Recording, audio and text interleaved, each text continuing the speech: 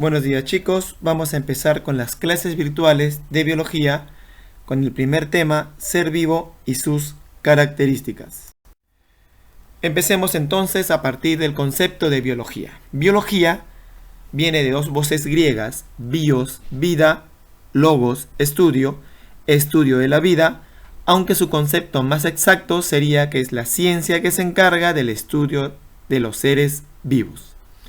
Como toda ciencia, basa sus conocimientos en el método científico, el cual se detalla a continuación. Observación, etapa en la cual se recopilan datos de un fenómeno que llama la atención. Hipótesis, etapa en la cual se plantea una posible respuesta al fenómeno observado. Experimentación, en esta etapa se repite el fenómeno dentro de parámetros controlados. Y conclusión, etapa en la cual se acepta o se descarta nuestra hipótesis. Entonces, ser vivo es materia altamente organizada, capaz de autoconservarse, reproducirse y experimentar evolución.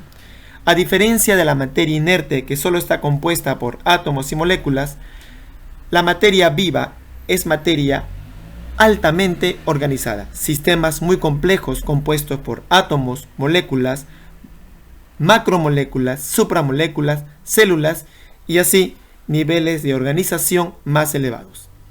Capaz de autoconservarse, esto quiere decir que no necesitamos mecanismos externos para mantenernos vivos. Internamente manejamos mecanismos para conservar nuestra existencia. Reproducirse es una característica especial en los seres vivos que permite perpetuar la especie. Y como sistemas estamos sujetos a evolución, a cambios progresivos a través del tiempo para mejorar nuestras condiciones en un determinado medio. Entonces, empecemos con la primera característica de los seres vivos, metabolismo. El metabolismo son todas las reacciones químicas que ocurren dentro de un ser vivo. Dicho de otra manera, el metabolismo es la capacidad para intercambiar materia y energía con el medio ambiente. El metabolismo consta de dos etapas, el anabolismo y el catabolismo. El anabolismo es una reacción de síntesis en la cual a partir de moléculas simples se van a formar moléculas complejas con una característica, el consumo de energía, razón por la cual el anabolismo es considerada una reacción endergónica. El catabolismo es una reacción opuesta al anabolismo, en la cual a partir de una molécula compleja se van a formar moléculas simples. Es una reacción en la cual se degradan moléculas, con la característica de que se libera energía, razón por la cual es considerada una reacción exergónica. Ambas reacciones en momentos dados se acoplan. El anabolismo, dicho de otra manera, el anabolismo es una reacción en la cual se sintetiza, se crean moléculas. Toda aquella reacción que termine en síntesis o génesis se considera reacción anabólica. Moléculas simples a moléculas complejas con consumo de energía. En este caso la energía es el ATP, adenosin trifosfato, que es considerada la moneda energética de los seres vivos. El catabolismo entonces serían reacciones químicas que generalmente terminan en lisis, en la cual una molécula compleja se transforma en molécula simple con liberación de ATP o liberación de energía. Pasemos a algunos ejemplos. Proteólisis es el ejemplo clásico de una reacción catabólica. Una proteína, una molécula compleja, un polímero, va a empezar un sistema de degradación. Esta proteína se va a degradar a péptidos, que son cadenas cortas de aminoácidos, y estos péptidos van a ser degradados a aminoácidos, que son las unidades de las proteínas. Un ejemplo clásico de catabolismo. Ahora, un ejemplo de anabolismo vendría a ser la fotosíntesis, en el cual A partir de moléculas simples como el dióxido de carbono y el agua, se van a formar moléculas complejas como la glucosa, con consumo energético. En este caso sería el consumo de energía luminosa brindada por el sol. Sigamos con la siguiente característica, la irritabilidad. Es la capacidad de un ser vivo de reaccionar frente a un estímulo temporal. Esta reacción puede generar movimientos que se van a clasificar en 3 tipos de movimientos: taxia, tropismo y nastia. La taxia es el movimiento frente a un estímulo que ocurre en animales, bacterias y protistas. El tropismo es el movimiento que involucra crecimiento hacia la fuente del estímulo y es una transformación permanente. Un ejemplo vendría a ser el fototropismo, que es el proceso por el cual una planta crece buscando la luz. Si analizamos este fenómeno, la planta crece. Este crecimiento o esta transformación es permanente. De las nastias. Las nastias son movimientos rápidos y reversibles, como respuesta a la presencia de un factor externo. Es un movimiento, como dice el concepto, reversible. Un ejemplo sería el movimiento de las plantas carnívoras, en este caso de la Venus atrapamosca, que reacciona frente al estímulo que provocan las moscas. O por ejemplo, una planta muy conocida, la resentida, que al sentir el tacto del lápiz cierra sus folios. Estos 2 ejemplos son considerados ticmonastias, movimientos respecto al tacto. Sigamos con la siguiente característica, reproducción. Se entiende como reproducción la capacidad para formar descendencia fértil.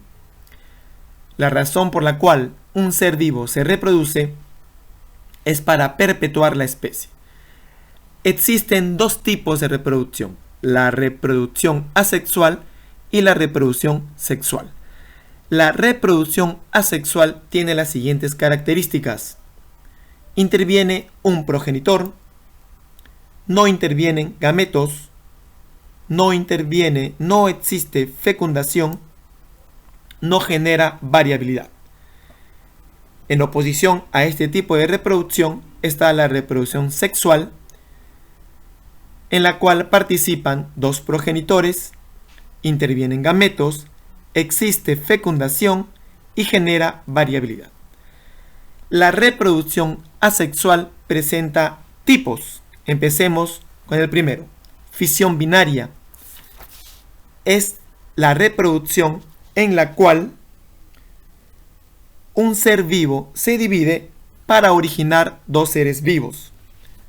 Hay 3 tipos de reproducción o fisión binaria, que sería la fisión binaria transversal, en la cual el plano de separación ocurre en este sentido, transversal. La reproducción longitudinal, en el cual el plano de división o separación es un plano vertical, de esta manera. Este tipo de reproducción ocurre en la euglena, un tipo de protista. Y la reproducción por estrangulación, que ocurre en las amebas, en el cual se forma un septo o se va estrangulando el organismo hasta que ocurre la separación en 2 células hijas. Siguiendo con los tipos de reproducción asexual, encontramos la gemación. En este tipo de reproducción, el ser vivo emite un brote, a partir del cual se origina un nuevo ser. A diferencia de la fisión binaria, en la gemación podemos observar y denotar quién es la célula hija y la célula madre. Este tipo de... y en las hidras, en la cual forman un brote, una yema, y que permite la formación de un nuevo organismo.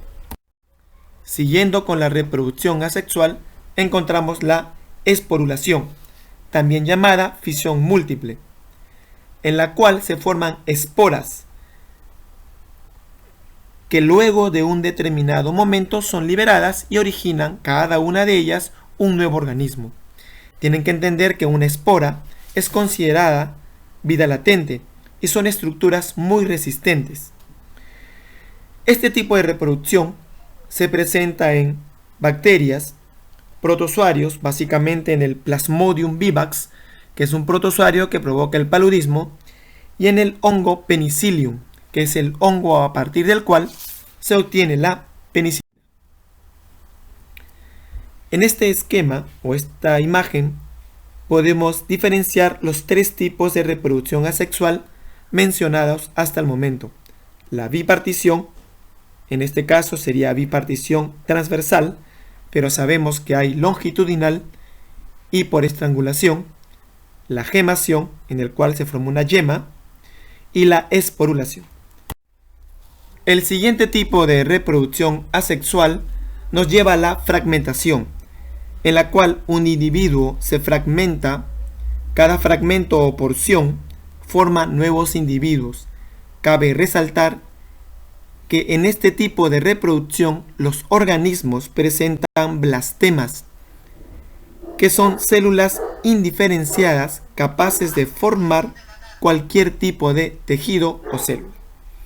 Es un tipo de regeneración presente en planarias y estrellas de mar. Ahora, pasemos a la reproducción sexual con sus características generales: dos progenitores, la participación de gametos, la fecundación y la variabilidad. Acá tenemos que denotar los tipos de fecundación, mencionando la fecundación interna y la externa.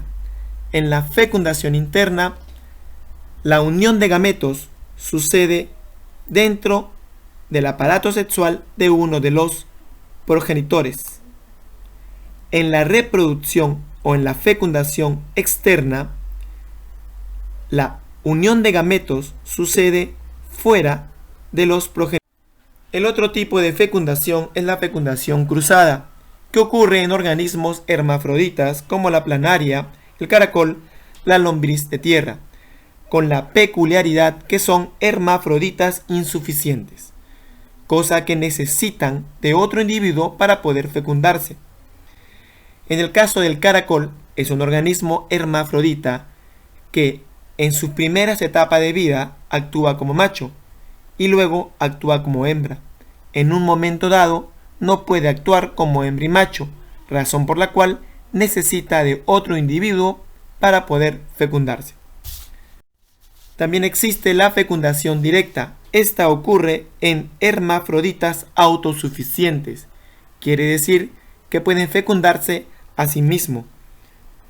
Ejemplo, la tenia, la alicuya o duela del hígado. Este tipo de organismos tienen la capacidad de fecundarse a sí mismo. En la tenia, por ejemplo, cada uno de estos segmentos son denominados proglótide y cada segmento tiene un ovario y un testículo. Por eso que este organismo... Pasemos ahora a los casos especiales: la partenogénesis, la partenocarpia y la conjugación. La partenogénesis y la partenocarpia son muy similares. Se forma un individuo a partir de un óvulo no fecundado, con la diferencia que la partenogénesis ocurre en animales y la partenocarpia en vegetales. Como ejemplo, la partenogénesis que ocurre en abejas, avispas y hormigas. En el gráfico podemos observar una abeja hembra y un abeja macho denominado zángano. La abeja hembra presenta 32 cromosomas, en cambio el macho presenta la mitad de cromosomas, 16, también llamado hemicigoto. Los machos se van a formar a partir de un óvulo sin fecundación, razón por la cual solo presentan la mitad de la carga genética. En cambio, las hembras y la misma reina se van a formar a partir de una fecundación de un gameto masculino, un gameto femenino, razón por la cual ellos presentan la carga o ellas presentan la carga genética completa. Muy similar ocurre en la partenocarpia, pero como mencioné, ocurre en vegetales. Por ejemplo, plátano, uva. El último caso especial es la conjugación, que también es considerada una reproducción parasexual, en la cual ocurre en bacterias. Explicando el gráfico, tenemos dos bacterias. Este segmento de ADN se le llama plásmido, que es un segmento de ADN recombinante, que no forma parte del ADN central o el ADN de la bacteria. Este ADN se considera extracromosómico, fuera de su ADN cromosómico. Las bacterias van a unirse entre ellas a partir de un pili. A través de este pili van a intercambiar plásmidos o segmentos de ADN. Estos segmentos de ADN generalmente tienen resistencia para un tipo de antibiótico, y es la razón por la cual ambas bacterias heredan esta característica.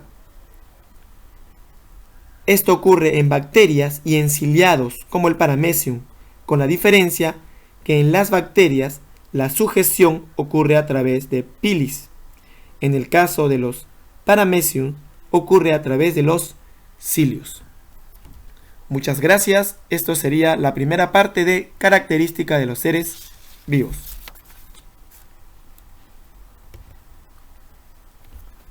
Terminé.